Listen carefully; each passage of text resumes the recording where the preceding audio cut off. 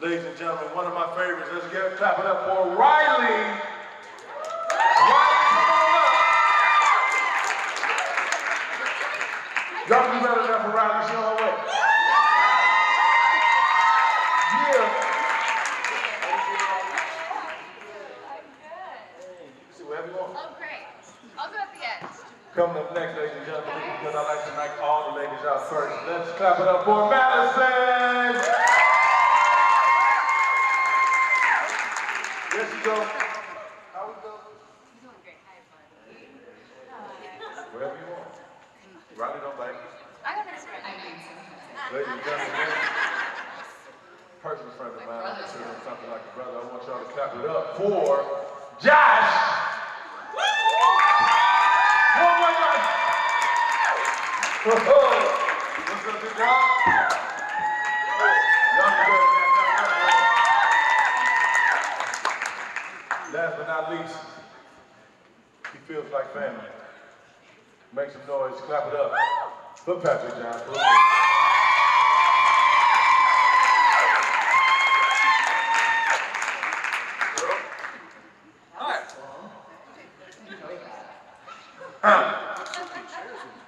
Yeah. We overdid it with the chairs, but that's okay. That is okay. So, what I feel like a baby in this chair. You don't know where to put our feet, so this is Remember the big blue couch that show? I always wanted to. Here we go. Dreams are realized. I gotta hang halfway up so I can, you know what I'm saying, stand on what I got going on. So everybody has been enjoying themselves thus far. Am I right? Am I right? Y'all having a good time, right? I know y'all came from all over the place, and thank you. We're grateful for you. We wouldn't be here without you. If I can just start with anybody, explain for us what the highlight of your day has been thus far.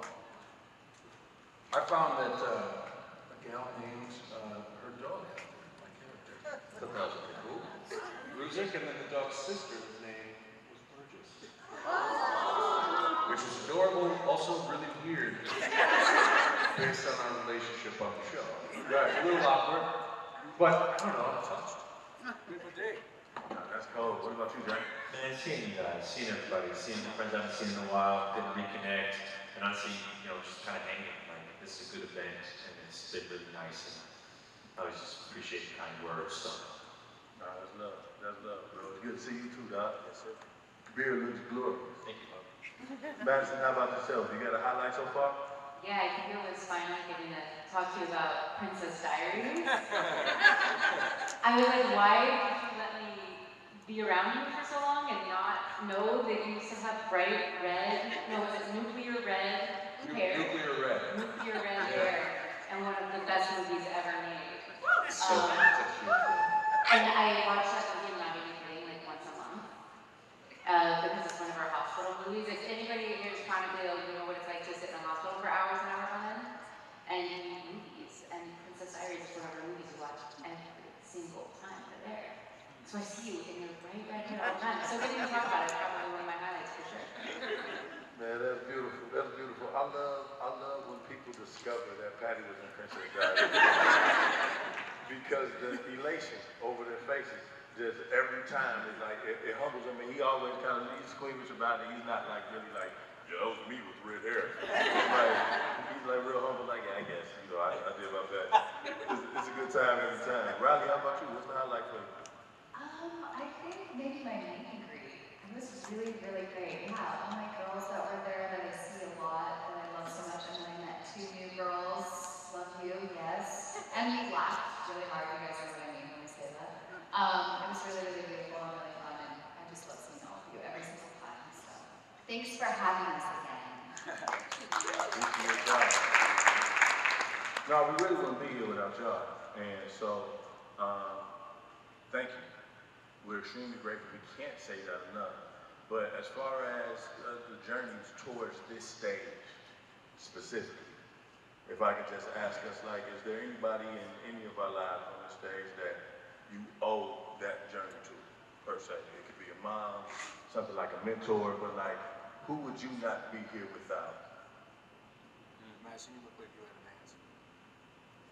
Well, the first thing that came to my mind was, I mean, obviously my mom. My mom and one of my sisters are here today. They are quite literally, I mean, I literally would not be here without my mother. So I'm so happy she decided to This is something I don't know. But I was thinking about how, actually sitting here having Josh right here, when we were doing Arrow, I was going through a bad breakup. I was like 19, 20, you guys know the type. And I was struggling. I don't know if you remember this, but I would go over you and Rick saved my ass. Can I say ass? Yeah. Okay, you guys saved my ass in so many ways, like even from being on set and being kind of like, you know, stressed or emotional or whatever.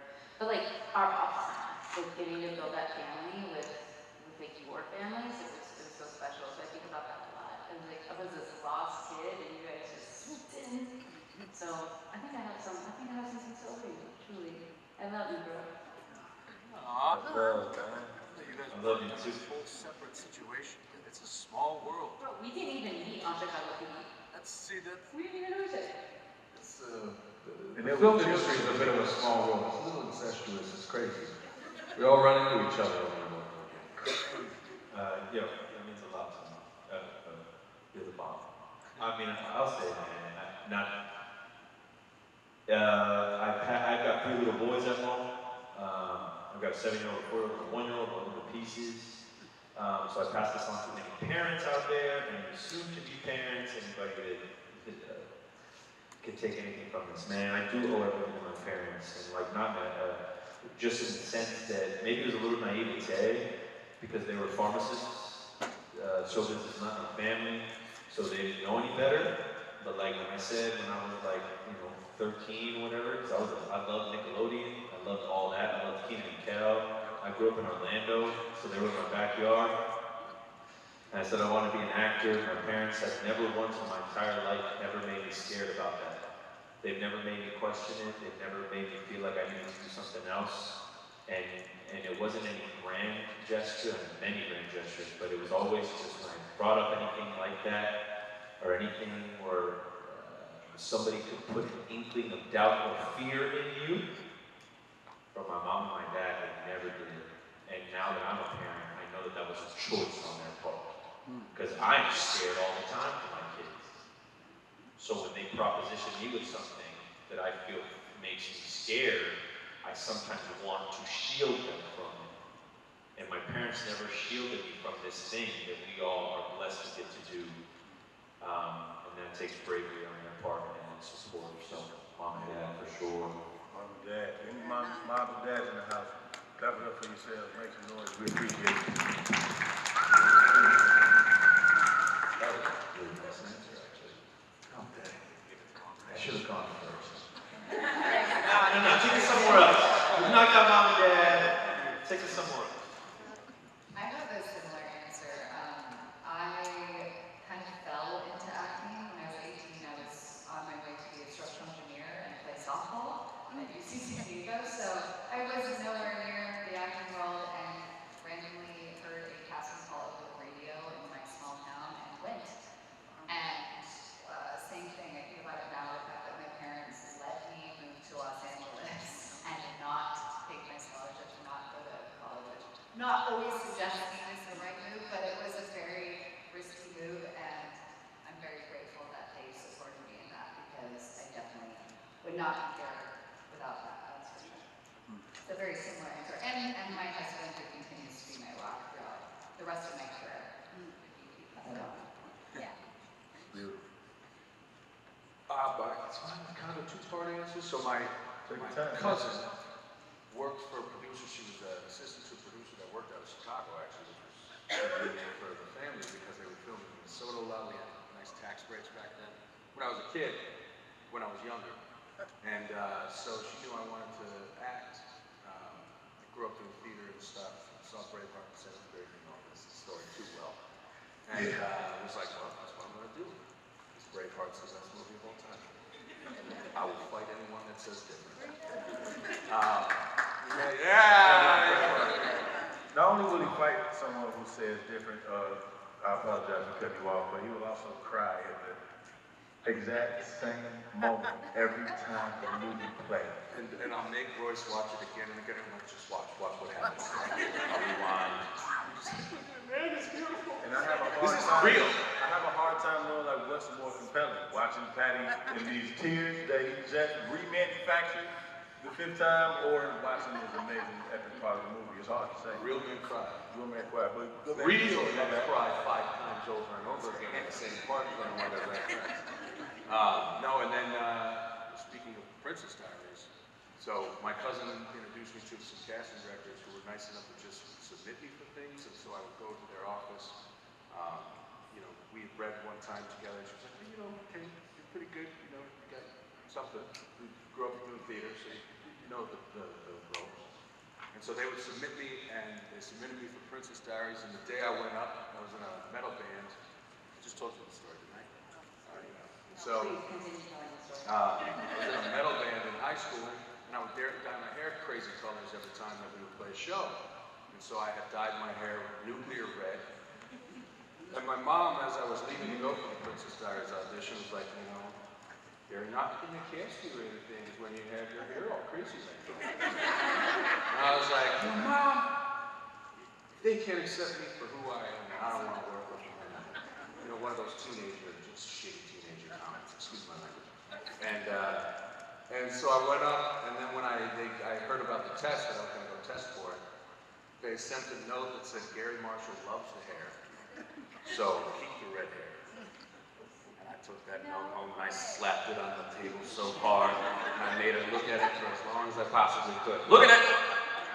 No, but I went out and I tested for the romantic lead, and there was 20 guys testing. It was completely overwhelming. I grew up on a farm in Minnesota, and Gary, I found out later, just like kind of took a shine to me, and he took a shine to my dad, who was a very gregarious man and very Midwestern. And so Gary was like, he got better every time he went in. He's having nerves, but like, he's a good kid. Like, we should just do something for him. His dad. And so he wrote in the role of Jeremiah Hairglare Hart, into Princess Diaries for me, just to give me an opportunity. And then it all came from there. And I don't know if I'd be here at all if he hadn't done it. And then I ran into him at Jerry's Famous Deli 3 years later, and I saw him. I'm like, man, it's Gary. I don't know if he'll remember me. He came over to my table, sat down, and he's like, Patrick, I still have the Red Wing boots you gave me. So we sat and shot the shit for a little while. And, so I owe that man everything. God bless you, brother. Amazing stories. Amazing stories. Y'all clap it up for that one. Can I tell you a story? Do you mind? What about you? Yeah, so I grew up in Harvey, Illinois, where, if you weren't in the game, you had to play basketball, or vice versa, you know what I'm saying? And so basketball is what really kept me locked in. It's the only reason I went to my high school, when they were known for creating basketball players, right? It's a real athletic school. So I said that to say that it was a very unpopular decision my sophomore year when I was kind of poached to be on the speech team, which ran at the same time as the basketball season. And so my grandfather, thank God for his support, would take me to the speech tournament. I would do my best, make it the final round, but I'd have to miss the award ceremony because on the other side of town, the basketball game was starting, and I get there just in time for the layup line. And doing this back and forth for long enough, my coaches started getting aggravated.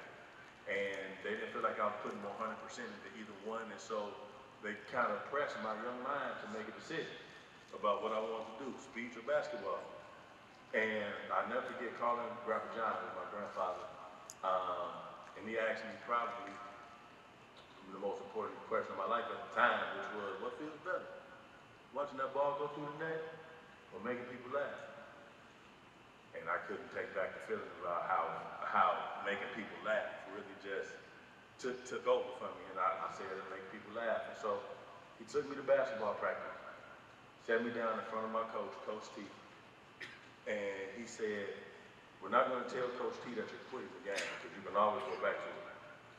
But we're going to tell him that you're leaving the game for now to be a champion somewhere else. And so that was the strategy. I worked up, those are my lines. And I told Coach T, I'm not quitting the game, Coach. I'm going to be a champion somewhere else. And then he was like, oh, he was like hard-nosed Italian cat. Like, that's what you're doing? Sat down the team and he said, you go tell the team the lesbian championships you about to go do. Because at the time, the lesbian and thespian in the hood was the same thing. And so he set the team down and he made me do my bit. Knocked him out. Knocked him out. The whole team stood up. They gave me a standing ovation. They said, bro, you cold. You got to go do that. And if it wasn't for Coach T making me sit my basketball team down and really put me on the spot, I think that's what has made me a fearless performer ever since. And I own him. I own that. So Coach T got arrested. So And Rapper John, simple, profound, amazing. Rapper John, man. Rapper John, he's always put me in the fight. I appreciate it. Similar to your parents, right? Like never really shielded me from whatever it was that I wanted to do. You know what I'm saying? And it could have been anything from his heart, but he always put me in a position to just be able to. Where's the tool of taking the question that you asked him, what should I do, and throwing it back to you in the way that he did? Like, Well, it makes it better. What makes your heart sing? That's a beautiful situation. And I appreciate that. Can we clap it up for Rapper John? Hey, Coach T.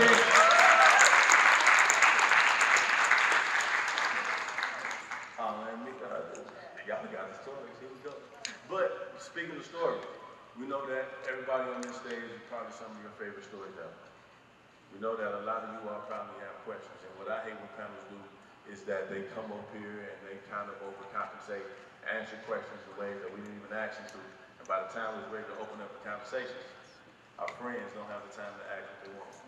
So, if we have any questions, we can just get this started right now and open up the conversation for something that I think is going to be amazing.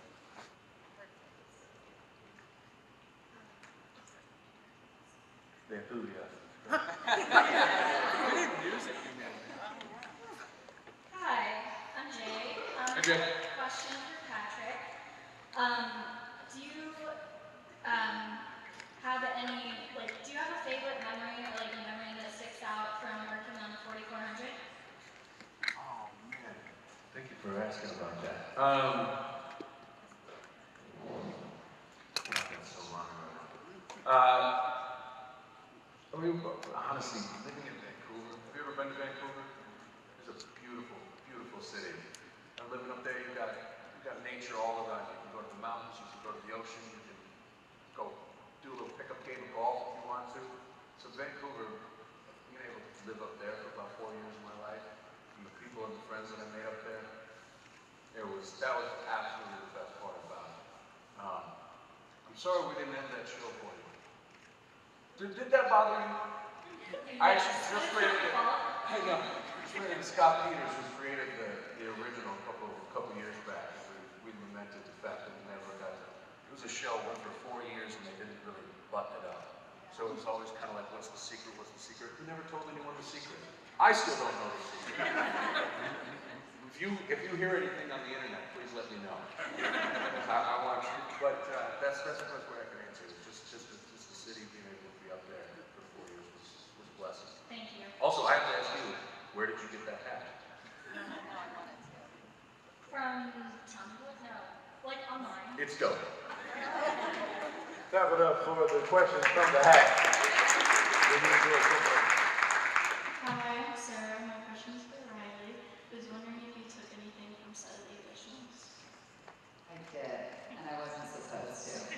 I took a lot. Well, in retrospect, now I have some of the props, and I got it from some of the companies in Conyers that actually have almost all of the stuff from set. They ended up giving me some of the stuff. I regretted not taking some of the stuff for the candles or the witch stuff like in my house. But on the last day, our wrap party, our costume designer, we all had a few drinks. And she was like, we have so many doubles of all the clothes you wore. Because there was always one for blood, one that was clean, and one for a stunt double, right? Always. So she was like, we have so many of this. So I'm sure you guys can take some. And she kind of just instantly said that. I took it very seriously. And I, on the last day, walked in there, grabbed a bag, and, Freya wore a lot of leather. So I just got leather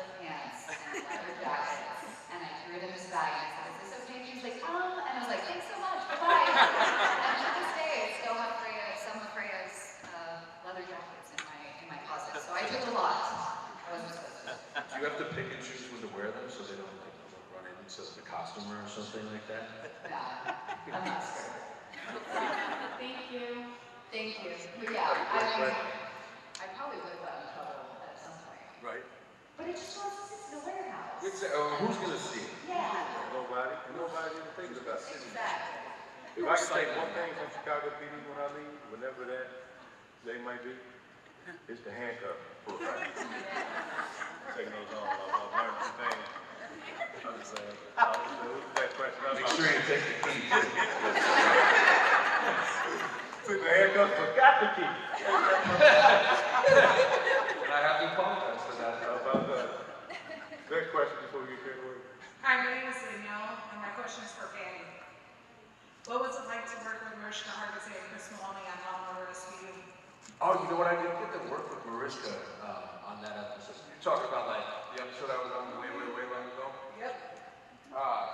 It was cool. I think I was like 18 when I did that. And I don't know if I should tell this story, but it was just like this intense moment. So, for all of you who don't know, I played this character who finds out that his dad like led a double life, and so he had two families, and I was sleeping with my sister, which like a normal Saturday, and so I was doing this scene, and it was kind of intense. And I remember my mom and sister were there too, because I was like, Mom, I can't really have you there because I gotta cry and something really weird. And I'm like, I said, oh, there's my mom. Yeah, it's just so weird. Anyway, and then Maloney came in. I don't remember exactly what happened. There was something with like his props that he had his props set up a certain way. It was something they did not do something right. He was pissed. And he came in and was like, I'm a motherfucker. And he punched the cabinet in the room that we were in, and it was just me and him in the scene. And I was like 18, and I was just like, I don't know what to do. This is the star of the show, and he kind of like left the room. And he came back in. He goes, Sound, I really apologize. Everybody, I'm sorry. He came up to me, sat down real quiet. He goes, I'm sorry, kid. This is your scene. I apologize for that. That was his one. He was like, it was like the classiest, because you get mad. Everybody has to have these moments. We had that all the time. So you gotta go through that. But the way he handled it afterwards, he was such a gentleman about it, and he was so supportive as I went through the scene. I was nervous. They were asking a lot. I was pretty young, so that's what I remember. I remember that like it was yesterday. That was an intense scene, man. Whatever he did must have hooked you up or helped you out, because, dog, that was, When I threw up. Yeah.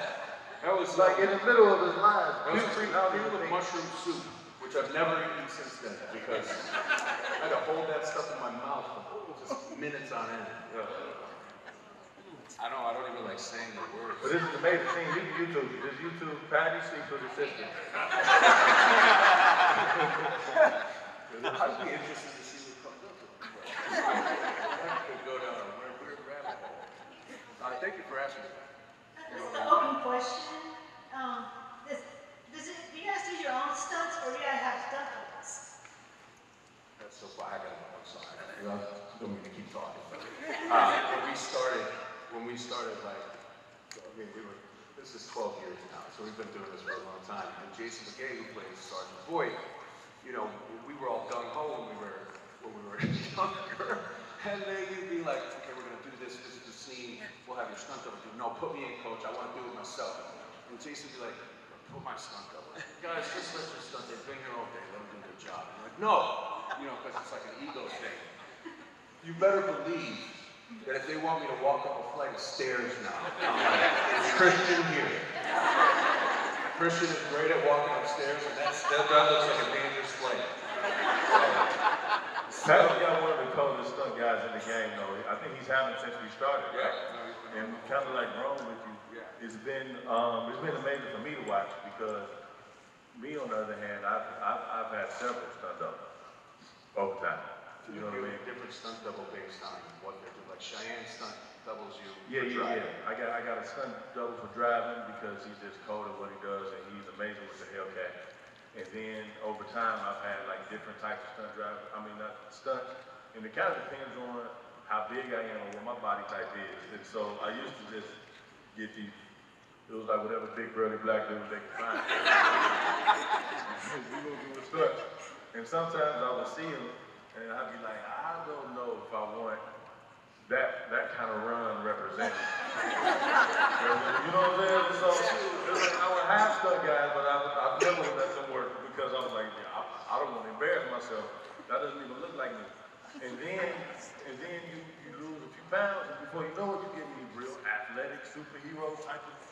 You know, like, I could have told me this back in the day. I could have, switched up the diet or the Whole Foods in the hood I came from. So over time, yeah, I've grown into more athletic stunt people, which is dope. I have a story about doing my own stunts that I guess this one's rough about. I have a stunt driver, and they weren't hitting their mark.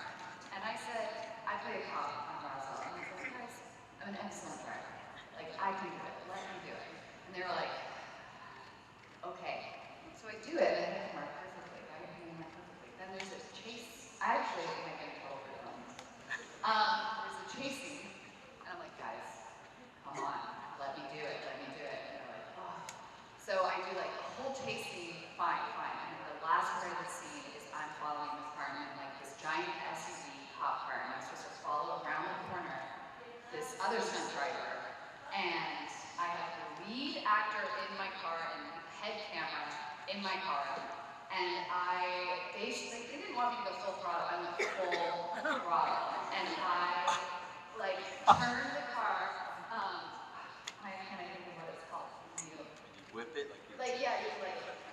Fishtail? Fishtail. I fishtailed that SUV around the corner. And was like, holy shit. Dude, you're a drifter. Stopped, everything was fine. And the producers came up very slowly to the car and rolled down the window. Don't ever do that. You're done. No more. I understand. So I almost, I mean, I was in control, but I scared them. I think on Arrow we got really lucky because we have one of the best. Arrow had one of the best stunt teams in the world, and that's not me being like, oh, we were the best. And it really created this entire stunt industry in Vancouver, and it was really cool because we got to kind of work with our doubles, work with our fight coordinators, work with work with this iconic team that now is like dead cool, and getting to work with them and choreograph stuff with them, it was a nice mix of like what we got to do. There was a note at one point where they did tell me and my double, Tally Logan, who is one of my best friends, and who just got engaged to Will, who doubled Stephen. Yeah, I don't know if that's public. Nobody repeat that information until you see it on social media. Anyway, I'm so happy. It's like your best friend is so exciting. Hypothetically. But it was so cool getting to work with them. We got this note that said that when I was a superhero, wearing a mask and a disguise, that they could tell when it was me and when it was Callie. And I was like, doesn't that seem like a mask problem? And they were like, no, you should just learn the stunts. I was like, cool. And it was really great because I had just come off of Chicago PD where I learned to box with John, and so I had this. So we built Artemis's entire lifestyle off of Chicago PD and what I knew from boxing. It was a nice little, so it was cool. We got to do a good mix. That's awesome. Great question. No, yeah. No. I do have to talk about Josh just for 3 seconds. There were, we did a lot of your stunts as Prometheus, and to the point where it's so impressive, it could have been anyone in that suit, and it was Josh. For performance time, I was so impressed by that. It was so cool.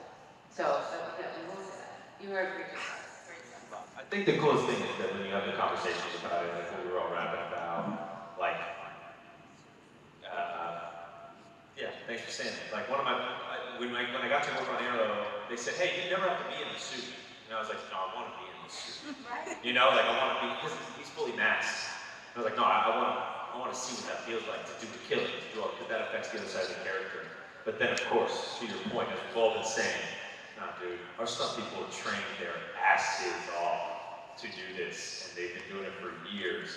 They've got courage draining out of their ears, and like these, you know, these cats are bad motherfuckers. So anytime I get a chance for one of them to, you know, go in there and make me look bad, we gonna take it. Hi guys, my name is Betsy, and this is an open question for any answer if you want. If you had the opportunity to play another character in the Wichita universe, who would you play and why? I would like to play, I just want to come back in some form and walk past Jason one time. You know, like, be on bed, and then him get hurt in the hospital, and we'd be like, hello sir, good to meet you, you know? Yeah, not even to meet, just him walking by me. Just great growth. That's it, that's all I want. Just, yeah, one nice Yeah, that would be hard though. That would be hard, especially since he thinks about you and Al so much. You know what I'm saying? Like, should be on his desk. Right. And so for you to just walk past him as somebody else, it could be anything. Like a featured extra, he'd be like, what the fuck was that?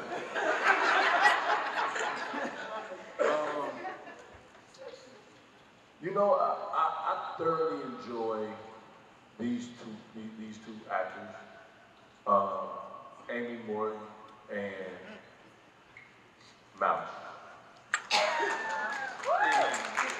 And to be honest with you, just because of, I don't know if it's their approach or it's because that's how they're written, but I just thoroughly enjoy those characters. I feel like they're the comic relief that we don't necessarily get to enjoy all of the time on our show. Any more Chicago shows for real. So I would love to just take a stab at being able to, you know, be in the pocket that those characters get to play in, because I just thoroughly enjoy the pocket. I think it adds to that all of our shows need. In an effort to keep the questions moving, that's a really good answer. So I'm gonna, can I say ditto? Ditto. I would just love to come back as my character on Madison and go on TV. Because as a cop. And then Also, let's be honest, I was better. Yeah, that's why they never let you do that. no, you said I died. Dead. You can come back to life. Yeah, that's true. I mean, we all live in the originals all the time. I don't know, I love so many characters. I think Chicago Fire would be really fun. I was just listening to an episode of Fire. I saw like that one Madison Beer video. You guys under the age of 25 know what I'm talking about. There's a lady! I love Madison Beer so much. But no, it was a scene in Molly's, and I was literally supposed to, I was like on my way to set, and there were rebates who were like, oh, you're not over 18, you can't be in a bar. And I was like, it's so fun, it's different. But I would love to do anything on Fire. Or just, I think I should follow in Lindsay's footsteps and just go as a cop, just enjoy you guys on that side. Thank you so much. Thank you. Hey guys, I'm Katie. How's it going? Hi, Katie. Hey. So my husband and I were actually having this conversation a little bit ago, and we were wondering what would be your funniest or weirdest fan interaction besides the dogs. My favorite is when We're like, come up and we're like, excuse me, could you take a picture? you're like, yeah. And you go for the selfie and they're like, of me and my family, please? So it's not really a fan interaction, it's just more me creating awkward situations because I assume everyone wants to take pictures. It was really embarrassing because there was a bowling alley, and there were these young girls, they were teenage girls, and I kept thinking they were looking over at me because, like, you know, it's a big teenage girl fan base, and I'm thinking, I'm like, oh, they keep, and then eventually I think, well, I'll just say, right there, and I go, hey guys, and they're like, hi, and I was like, you like your originals? And they were like, I don't know.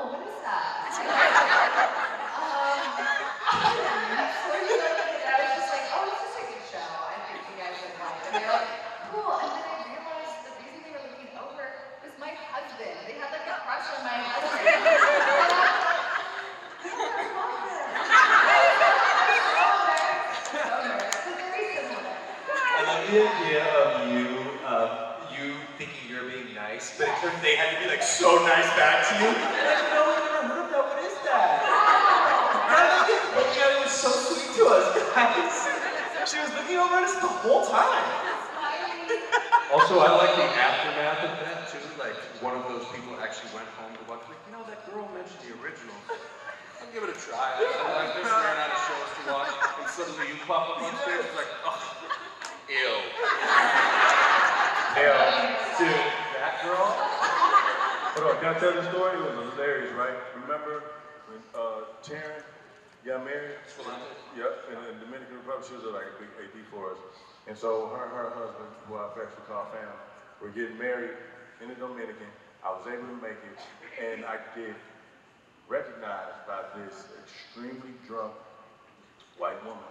And she was like, just like all over me, right? And she was like, oh my God, I can't believe it's you, it's really you. And I was like, you know, I didn't want to assume who I was, so I just was like, yes, ma'am, it's me. You should get some water. And she was like, oh, you need water, I'm gonna take a picture with you. You're the black guy from the real world. I was like, I don't even know how to identify that brother in real life. Well, he was 45 seasons in. right. So I'm like, I didn't know which black guy from the real world she thought I was, but she wouldn't let me go. And so then her husband finally comes up, starts apologizing for it. He's like, dude, I'm so sorry, man. My wife, she thinks you're like this guy on TV, and you're probably not even on TV. So I just did it. It's probably not true. I was like, no, I mean, I'm not the black guy from the real world, but I am the black guy on a TV show. And he was like, really, what show you on? I was like, I'm the black guy from Chicago PD. And he was like, I fucking knew it! I fucking knew it! He lost his shit for this white dude. And I was like, man, this is wild. Okay, give me y'all the Dominican. Dude, wait, that's good. But what about when you went to Monte Carlo? Oh man, I went to Monte Carlo and it was a very humbling experience. I get off the plane, it was my first time over the pond, and all the French photographers are like, LaRoyce, take see, picture with me, sign see photo with me. And I'm doing my best, and at first it was all good. And then I start getting pictures of black people who weren't me.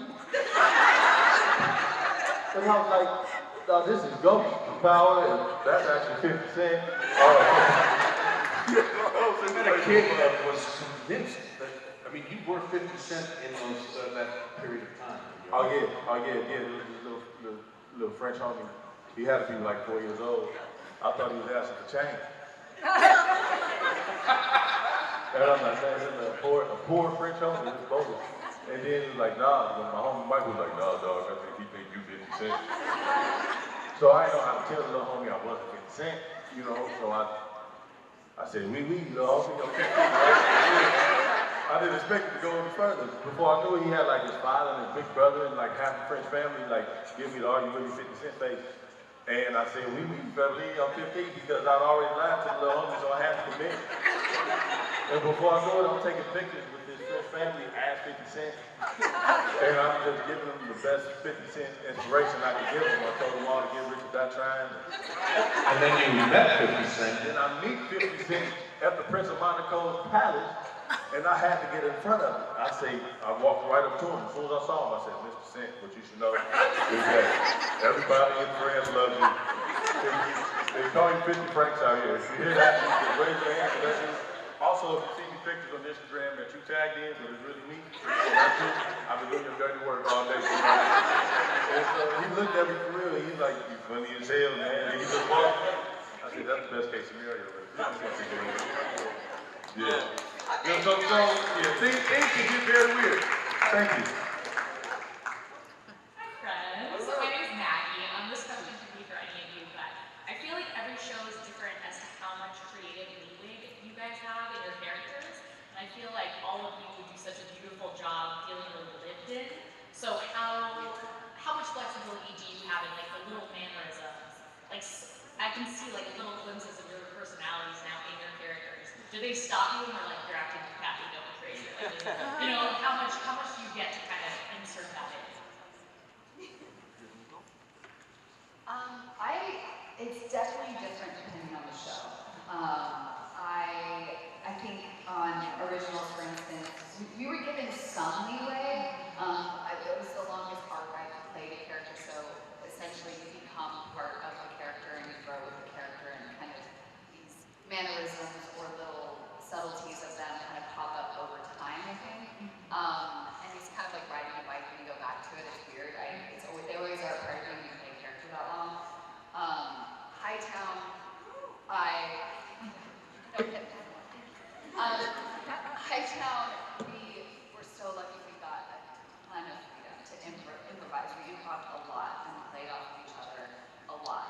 And there's other shows where you stick to the script, which is a whole nother, like, you make sure you know it, you make sure you know your pauses, and you make sure you're on top of what is in the script. And I found that with Chicago Med.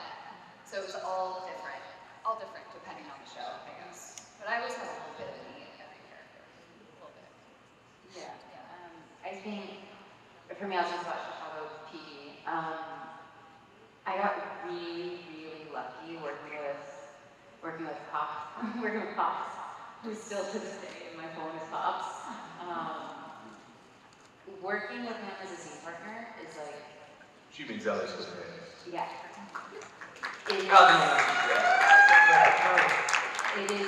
It's a dream. And it was so cool. I felt like it was a really nice mix of being able to be this character that was very, very different from who I was, but kind of following him and trusting his instincts. And he kind of works in a way where he's like, no, like we're gonna be in this together. We're gonna be very connected. And it was really beautiful. A lot of who we are came out in that, I think, in those moments. We were still definitely playing characters, but when it comes to the vulnerability of those characters, that felt like it was straight from me. Elias is a hell of a scene partner. You're never going to do the scene the same way twice. It's just always, I mean, that's the goal always, but like, with Elias, like, you're going to get something different every time, because he just kind of goes with the flow of the ocean, you know, whatever it takes him at the time. So it's fun, I think. I had to supplement that. I also think that, like, it goes all the way back to the beginning of the process of us getting cast on shows. And I'm sure you've seen a bunch of versions of this, but if you ever cut together any of the characters that these guys have gotten to play, all the auditions of that character, you're probably going to meet 20 guys that all had a different take, and then you see LaRoyce pop up, and for Dick, that was seeing the character. So it starts at the very beginning, and then as time goes on, there's a bunch of different sayings that exist, but like there's one that's like in the first season, the actors work for the writers, in season 2, the actors and the writers work together, in season 3, the writers work for the actors. And what that means is not actually who's working for who, but it's an understanding of you, and the writers understanding you. So in the first season of something, when you first introduce to a character, you're educating the writing room on who you are. So they're hearing the way you speak, certain vernacular that you use, certain things you do. So by season 2, they're going, you know that thing that Madison does? Let's use that. You know how she laughs so beautifully at this? Let's use her laughter now more. We never heard her laugh. And all of a sudden, that's why you see certain changes happen in characters, because they're usually taking from us. And then the next step of that is it's your job, like Patty said, to do as many different ways as you can and give the editors to a room an opportunity to cut together a really good scene. So you're bringing a lot of you into every character, and we go from there. On the most beautiful answer of the day, ladies and gentlemen, I apologize for informing you that we have to end this panel, but can you please make some noise and clap it up for Madison, Flueger. I go by the name of LaRoyce Hawkins. I'm your humble moderator.